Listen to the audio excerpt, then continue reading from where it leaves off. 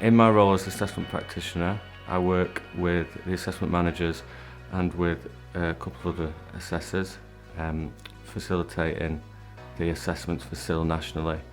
So I tend to work with a manager from each service and go and complete the assessments. That includes all the information gathering, meeting the people, and then the write-up of the assessment as well. Because the assessment process is so thorough, it enables SIL to work with people that other providers wouldn't be able to or would refuse. So that can be people who have particular risk histories such as arson, or people that are under some of the criminal sections of the Mental Health Act. Also people that have got particularly long detentions. We've worked with people who've been in hospital for 25 years and no one else would work with, but we created a plan that has enabled these people to come out and maintain a recovery in the community.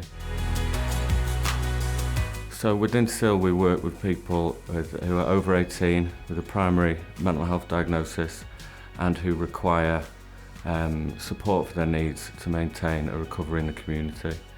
A lot of those people are coming from hospital, although we do work with people who are already in other services or even at home. So the documents that we require and that would be useful include any tribunal reports, so a psychiatry report, psychiatric report, the nursing report and the social circumstances report if available.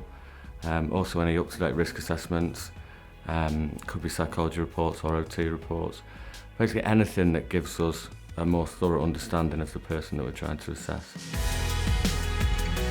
The initial meeting will be a screening visit where it's our first quite informal meeting with the person to explain who we are, make sure they're comfortable with the referral and with the assessment, and get some initial information to see if we think we can support them in a way that can help their recovery in the community, and that they agree that we provide the correct support for them.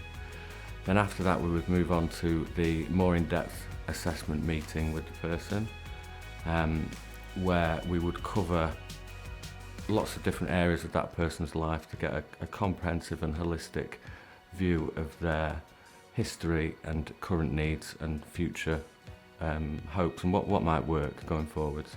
So we'd cover areas such as the mental health, physical health, social networks, and then also the associated risks within all these different areas, trying to help that person stay safe.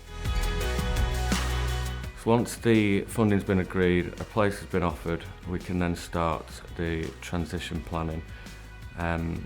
This is quite unique to SIL that we put so much work into the transition planning.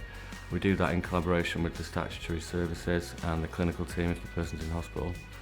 And it's an average of a 2-week transition period, but it can be longer if the person has specific needs, like they've been in hospital for a particularly long space of time or they're very anxious. That transition period usually consists of day visits, and then there'd be tenancy signing, and then following that tenancy signing we would do some overnight visits, and then finally the person would move in.